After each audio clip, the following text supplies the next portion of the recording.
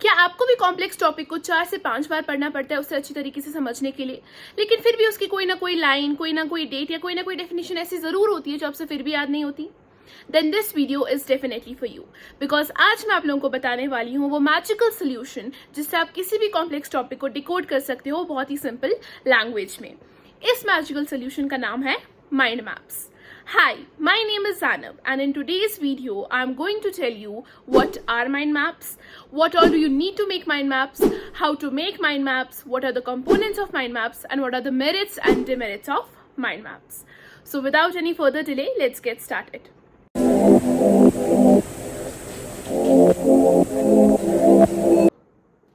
Mind map is a way of note making. Mind map two-dimensional diagrammatical representation है आपके ideas का या किसी भी कॉम्प्लेक्स टॉपिक का on a piece of paper. हाँ, आप डिजिटली भी माइंड मैप्स बना सकते हो, वो मैं आपको एंड में बताने वाली हूँ।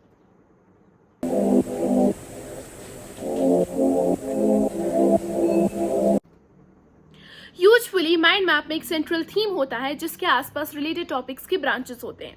कई लोग सिर्फ एक डायरेक्शन में माइंड मैप बनाते हैं, कई लोग बाई डायरेक्शनल माइंड मैप बनाते हैं, लेकिन आप चाहो तो मल्टी डायरेक्शनल माइंड मैप्स भी बना सकते हो।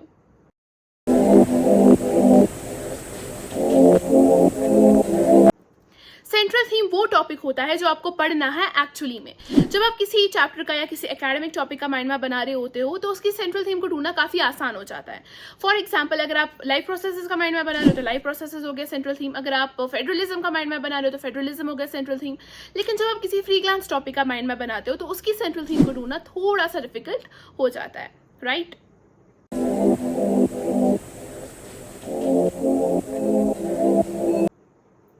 ब्रांचेस हो गए वो सब टॉपिक्स जो आपके मेन टॉपिक से किसी ना किसी तरीके से रिलेटेड है।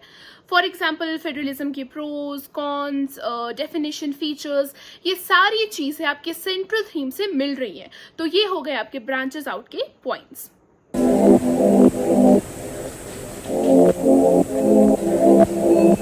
So now let's talk about the merits and demerits of mind maps. Let's start from merits first. सबसे पहले तो mind maps किसी भी complex topic या complex idea को आपके लिए help करते हैं decode करने में आपकी simple language में।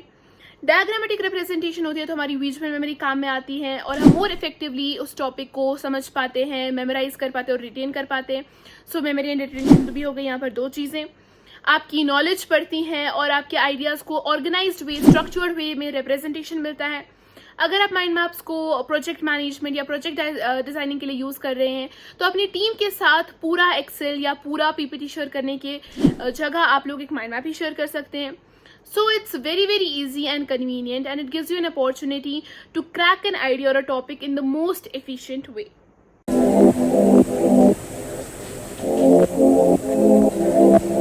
सो now let's come to the demerits of mind maps. सबसे पहले डिमेरिट तो ये है कि माइंड मैप आप साथ साथ चैप्टर के नहीं बना सकते हो। Note making, normal note making तो टॉपिक के साथ साथ करते हो, लेकिन माइंड मैप जब आपने टॉपिक को अच्छी तरीके से थरली समझ लिया है उसके बाद बनाते हो, क्योंकि उसकी क्या क्या ब्रांचेस निकलेगी आपको पहले से थोड़ी ना पता होगा।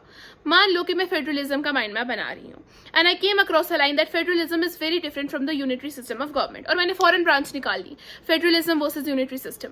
और जैसे मैं चैप्टर में प्रोसीड हुई मुझे समझ आया कि यार एक ही पॉइंट लिखा था तो मेरा ब्रांच वेस्ट हो गया ना। सो इसीलिए माइंड मैप चैप्टर को थॉरली समझने के बाद बनता है।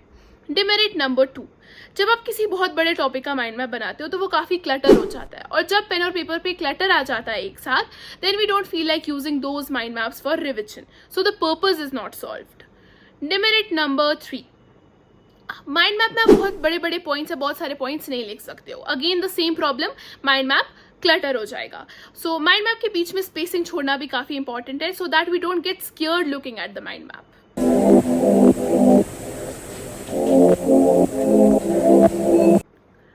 देखो, अब इसका आंसर तो बहुत सिंपल है। माइंड मैप बनाने के लिए आपको सिर्फ एक पेन और एक पेपर चाहिए, लेकिन अगर आप बहुत सुंदर तरीके से माइंड मैप बनाना चाहते हो तो आप कलर्ड पेन्स का इस्तेमाल कर सकते हो, लेकिन स्केल्स और मार्जिन्स इन सब का कॉन्सेप्ट माइंड मैपिंग में नहीं होता है।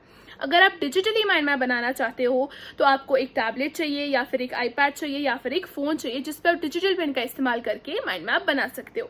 वीडियो के एंड पे मैं आपको कुछ डिजिटल ऐप्स का नाम बताने वाली हूँ जिनके थ्रू आप जो है डिजिटली माइंड मैप्स बना सकते हो।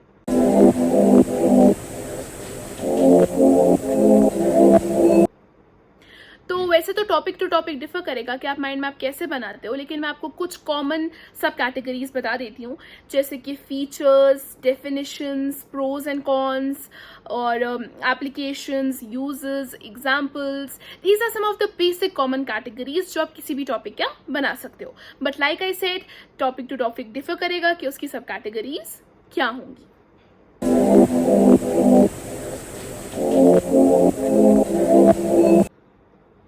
यहाँ पर मैं कुछ ऐप्स दे रही हूँ जिनको आप लोग यूज़ करके डिजिटली माइंड मैप्स बना सकते हो. इनमें से कुछ ऐप्स फ्री हैं और कुछ ऐप्स पेड हैं. आप इनको डाउनलोड करके यूज़ करके देख सकते हो. But still I will suggest that pain और कॉपी पर बना हुआ माइंड मैप आपके लिए सबसे अच्छा और इफेक्टिव रहेगा.